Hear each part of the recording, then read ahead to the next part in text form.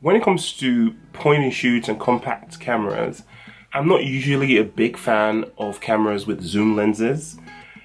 As a rule of thumb, I don't really like zoom lenses that much. So even on SLRs, I usually tend to use prime lenses. So when it comes to compact, I'm usually opting for cameras that have the fixed focal lengths. So we're looking at 28 millimeters, 38 millimeters, 35 millimeters, even 40 millimeters. So yeah, this camera I'm talking about today has been sitting on my shelf for years because I just wasn't interested in using it until recently when I was kind of just looking through some of those cameras and something brought my attention to this camera, and this is this. This camera accepts different types of battery. That's quite rare actually. Your options are CR123, DL123A, AA batteries, and LR6 batteries. Now I understand that some of those batteries are actually the same format size batteries but different chemicals in them, but it gives you at least two different format of batteries that you can use in this camera, and that makes it extremely versatile compared to other point and shoots. In fact, I've never seen any other point and shoot that can do this. As mentioned before, this is the Olympus Acura Zoom 80 DLX autofocus. The lens is a 38 to 80 millimeter autofocus zoom lens, and it's a glass lens. The body itself is plastic, but it's got these very cool faux leather simulation texture thing going on that makes the camera look a little bit more expensive than it really is. And it's got a kind of black and bronze type of color scheme going on that makes it look really cool. It's got this bump here. The battery compartment adds this nice little hefty bump to it that makes holding it a lot more comfortable than otherwise. And it's got the texture here also to kind of, I guess, make it feel better. There's a window through the back where you can see what film you've got loaded. To load the film, you just open the back as normal, pull the hatch, back flips open, pop the film in there, pull the lead here, close it, and it automatically winds to the first frame. Now the camera has an auto DX code detector, so it knows what your ISO is. The ISO range, I believe, is from 50 ISO to 3200. So that's a good range. The auto exposure meter also works with the flash, which of course you can control from the button on the top. More of that later. The viewfinder is a real image viewfinder. So as you zoom the lens, the image zooms in the viewfinder. So even though you're not looking through the lens and you do still have parallax error, it does zoom along in correspondence to you zooming the lens. So you don't actually need frame lines per se, but you do have parallax error lines that basically you have to take into account when taking pictures close up. In the middle of the viewfinder, you also have the autofocus marks that basically tell you what you're autofocusing on. All the controls are neatly laid out on the top, starting with the on-off switch. Now, if you look at the display, it says E at the moment because it's empty. There is no film in the back of the camera. But the minute I put the film in, it's going to wind to the first frame and display 1. All the other buttons are where they should be. Around the on-off switch, we have the zoom lever. That is clockwise for wide and counterclockwise or anti-clockwise for telephoto. Those of you who are used to film cameras with a manual film wind will be familiar with this action. It's in the same place as a film wind lever would be. So that's kind of cool. Now, this button here, even though it says remote, it doesn't work with a remote trigger, I don't think. It just means a self-timer. Once you press that button, when you press the shutter release, it gives you 12 seconds to run and pose. Or obviously that could also be used along with a tripod if you want to release the shutter without having to shake the camera. That of course is useful if you're using the flash in the off mode, so the camera tends to select low shutter speeds.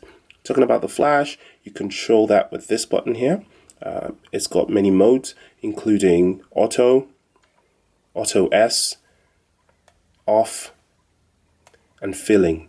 Okay, and that's really cool. A lot of cameras of this kind don't allow you to change the flash settings in this way, and of course a lot of them don't allow you to even turn the flash off, so that's pretty cool.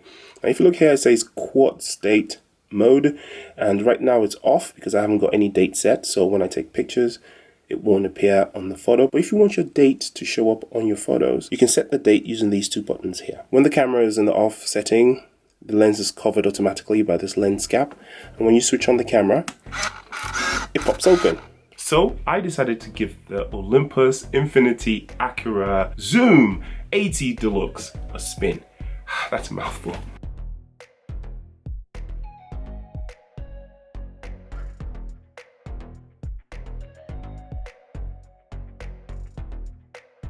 So let's talk about the pros and cons of this camera. The first one is it's extremely light, so it's perfect for what it's intended for. A holiday camera, a fun camera. You can even use it for street photography, to carry it around. You're not going to notice this after a while. It's just really light and plasticky, but it doesn't look cheap.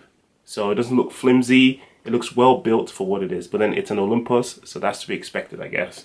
The second thing is I like the flash controls. I like the ability to control the flash.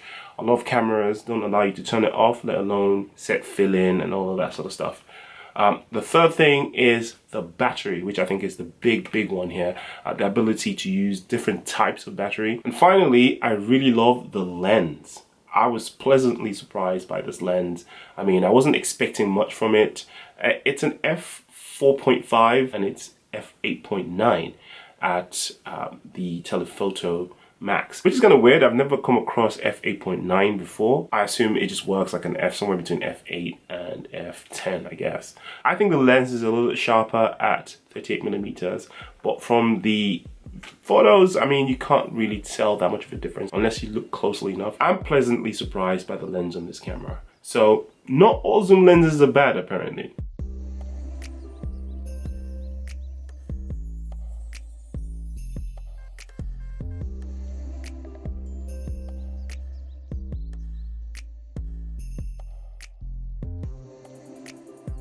Now let's talk about the negatives. The first one that I don't like is the viewfinder. Now, compared to something like a Sure Shot or an Olympus AF10, I mean, this viewfinder is rubbish. Obviously, those other cameras are fixed focal length cameras, so they can afford to have the big, clear, glassy sort of viewfinders. This one is a bit small, and it's not that great if you wear glasses, or if you're visually impaired somewhat, you're going to struggle with this one. But I can understand that, you know, for the technology of the time, to be able to create a viewfinder that's a real image viewfinder that zooms, perhaps they had to cut some corners while keeping the camera cheap. Another thing I don't like so much, actually, is the shutter release. Now, it looks cool and it feels nice on the finger, but when you press it, it kind of, I think it encourages camera shake. So you have to be really sort of careful and don't use the camera in low light or always use the flash. Another issue is, look at this.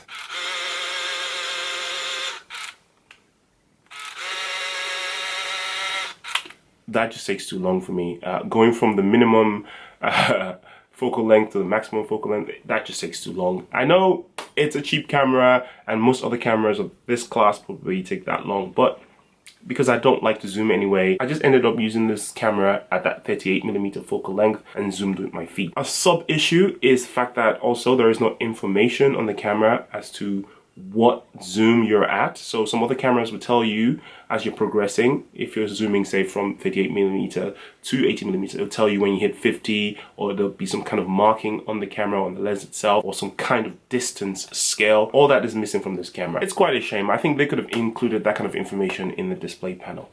But that's it for today. If anything, this camera surprised me. The lens was really sharp. I love the photos that I got from it. It's changed my mind about zooms. So I'm gonna go and have a second look at my stash and pick out some of the other zooms that I have and give them a spin later. I hope you've enjoyed this video. I'll see you in the next one. Take care of yourself.